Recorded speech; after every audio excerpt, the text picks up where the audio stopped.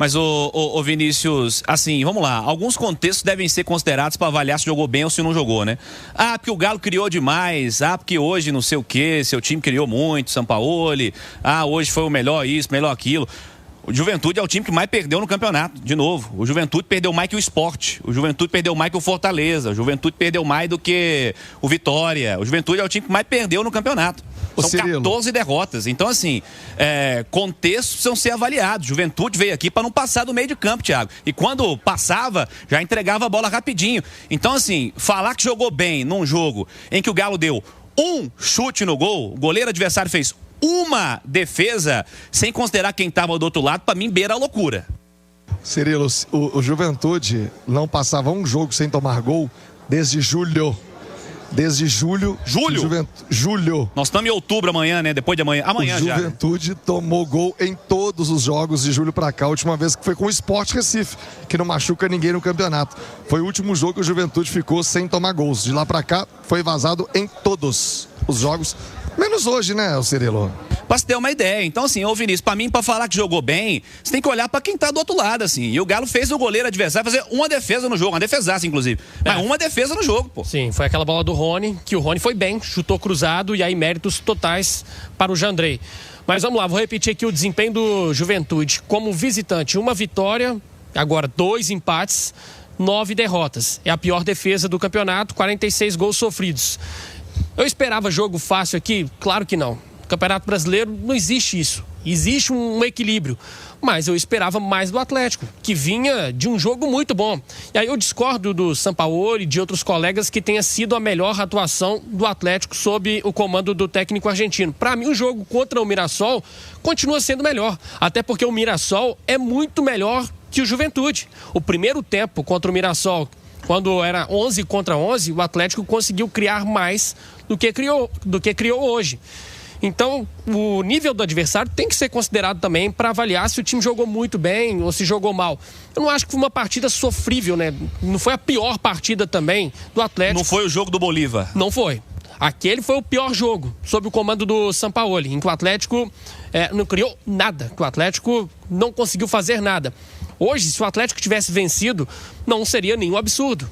Criou para poder vencer de 1-0, teve o lance do Rony, teve uma bola na trave também, na cabeçada no primeiro tempo. E um aspecto positivo é que o Atlético tem melhorado essa bola aérea, tanto defensiva quanto ofensiva. Vejo mais jogadas trabalhadas nos escanteios, nas faltas laterais. Vitor Hugo fez gol assim no jogo passado.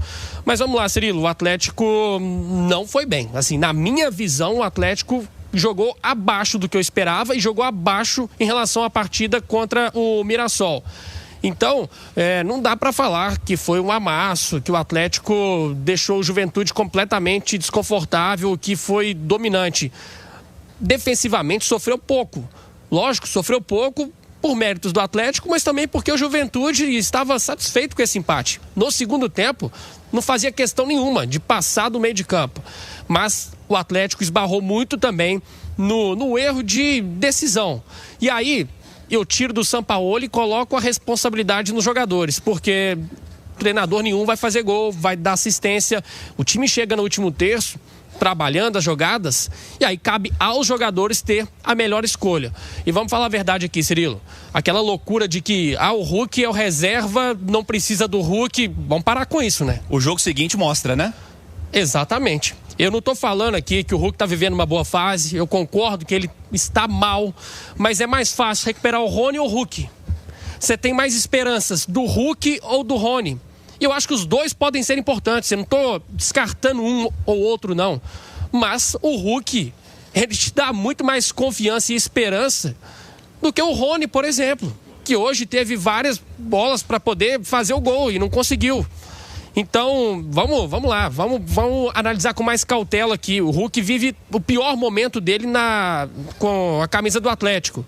E o Sampaoli falou, né, na entrevista, que se ele não estivesse suspenso, jogaria hoje. Então, confirma o que eu imaginava já durante a semana, que o Hulk seria titular. Com o Hulk, era garantia de vitória? Não, né? O Hulk não tem jogado bem. Só que é um jogador para ser recuperado. Assim como o Arana também é um jogador para ser recuperado e não descartado.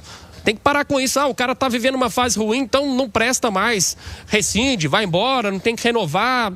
Cara, não, vamos lá, o Atlético está ainda num processo de evolução, de assimilar as ideias do Sampaoli, e várias ideias eu já consigo ver aqui no campo. É perceptível ver que o Atlético agora já tem mais a cara do Sampaoli do que tinha, por exemplo, com o Cuca.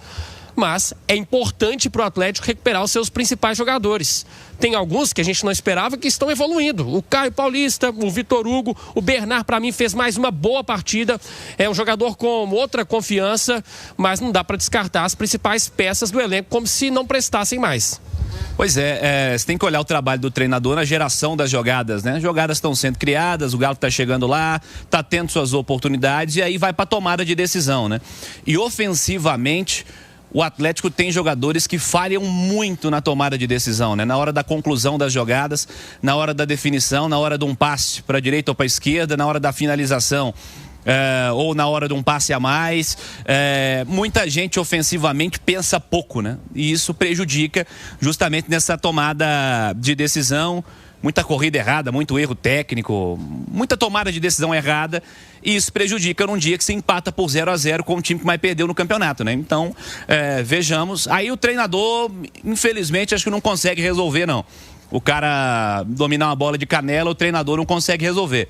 O Sampaoli tem ajustado o Atlético, que é começo de trabalho. De novo, né? Não tem que fritar o Sampaoli, mas falar que o jogo foi bom também, pelo amor de Deus. Acho que o Sampaoli tem perspectivas de melhora nesse Atlético e ajustes importantes para a sequência ainda devem ser feitos. Lembrando que vem aí a Copa Sul-Americana e a dificuldade vai ser bem maior do que um Juventude hoje, né? O jogo contra o Del Valle é super complicado, né? O mais difícil do Atlético nesta Sul-Americana. Mas, Cirilo, eu não acho que está tudo errado, né? Porque empatou aqui, que o Sampaoli errou em tudo. Eu repito, eu vejo já alguns desenhos do Atlético sob o comando do Sampaoli. Não acho que empatou hoje por falta de organização. Eu acho que o Atlético foi organizado. Só que o Atlético foi pouco criativo. Só que o Atlético, quando chegava próximo ao gol adversário, ele não conseguia caprichar nas jogadas. Muitos erros de passe, alguns lançamentos, né, que os atletas não conseguiram dominar essa bola. E se dominassem, sairia na cara do Jandrei. O Renier teve um lance assim, o Rony também. E o Sampaoli fez as mexidas, o Renier entrou mal, apagado. O Dudu ainda completamente sem confiança, né? A gente viu o Dudu entrando na ponta direita e ele fez uma jogada, uma que levantou o torcedor, mas mesmo assim não resultou numa finalização. E a minha crítica assim, em relação ao Sampaoli no jogo de hoje é muito pelo posicionamento do Scarpa, e não por jogar pelo lado do campo, mas é por ter que recompor a primeira linha defensiva. E aí eu acho que é um desperdício com o Scarpa, e você também exige muito da parte física do atleta. O Scarpa é líder de assistências do Atlético na temporada, são 11 assistências na temporada nos últimos jogos. Ele vem regulando, vem sendo o principal garçom do time. E o Scarpa, quando tem que correr lá perto do gol do Delfim, hoje, que foi o goleiro do Atlético, para fechar como lateral, eu acho que você está desgastando demais o Scarpa. Quando o Dudu entrou no jogo, aí foi o momento em que o Scarpa passou a jogar mais centralizado, mais como um meia. E aí ele até fez uma boa jogada, deu um passe para o Caio Paulista, que chegou na área e não conseguiu fazer o gol. Muitos ajustes, sabe, Cirilo, a ser feito, mas também não acho que é para desespero, né? Para falar assim que o trabalho tá horrível. Não, eu vejo evolução no trabalho, mas os atletas também precisam assumir essa responsabilidade e definir melhor as jogadas. Nessa história do ataque que tem atletas que pensam pouco, o Scarpa pensa muito, né? E tem sido um destaque ofensivamente do Galo. Em meio a dificuldades ofensivas, ele tem se destacado. Volta aos jogos do Bolívar, em que ele deu todas as assistências para os 3 gols do Galo na série. Então, esse cara está se destacando. E deixar o Scarpa pisando na linha, correndo para trás, eu acho que é desperdício de talento, né, não, Vinícius?